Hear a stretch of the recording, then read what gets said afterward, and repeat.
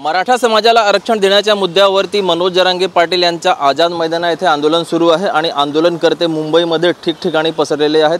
सध्या आम्ही आहोत परळमध्ये क्रिस्टल टावर, जिथं सामाजिक कार्यकर्ता आणि ॲडव्होकेट गुणरत्न सदावर्ते राहतात। गुणरत्न सदावर्ते आणि मराठा समाजाला आरक्षण देण्याचा जो मुद्दा आहे त्यावरती मनोज जरांगे पाटीलची जी भूमिका आहे त्याला वेळोवेळी विरोध केलेला आहे आणि त्या अनुषंगाने सध्या इथं पोलीस बंदोबस्त तैनात करण्यात आलेला आहे। कारण मागच्या वेळी मराठा समाजाचे जे आंदोलन करते होते त्यांनी ॲडव्होकेट गुणरत्न सदावर्ते यांची कार फोडली होती, म्हणून यंदा कुठलीही अप्रिय घटना होऊ नये किंवा कायदा अथवा सुव्यवस्थेचा कुठलाही प्रश्न उद्भवू नये म्हणून क्रिस्टल टावरच्या बाहेर तुम्ही पाहू शकता की पोलिसांचा मोठा फौजफाटा तैनात करण्यात आलेला आहे।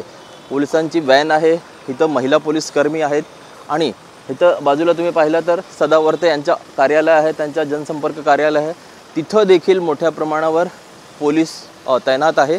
एकंदरीत मराठा आरक्षणाचा जो आंदोलन आहे चौथा दिवस आहे आणि मात्र सरकारकडून यशस्वीरित्या प्रयत्न केला जात आहे की हा मुद्दा लवकरात लवकर सुटावा।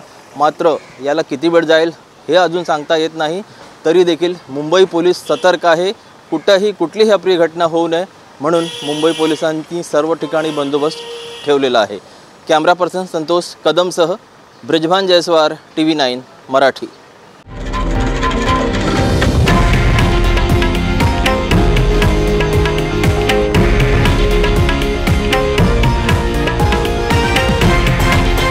हे आहे देशातील नंबर 1 न्यूज नेटवर्क आणि आपण पाहत आहात TV9 मराठी, एकमेव।